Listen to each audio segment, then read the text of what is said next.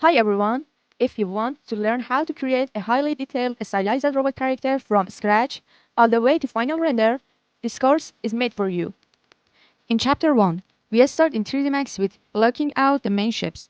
Then, step by step, we build all the complex mechanical detail locally modeled. In Chapter 2, we jump into RizomUV. You learn fast scene placement, spot unfolding, and how to create an optimized UV layout ready for seamless baking. Chapter 3 is all about Substance Painter. We will cover baking mesh maps, layering stylized materials, adding realistic wear and tear, and creating glowing emissive details.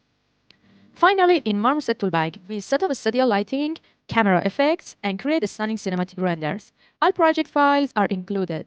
Grab the tutorial today and start building.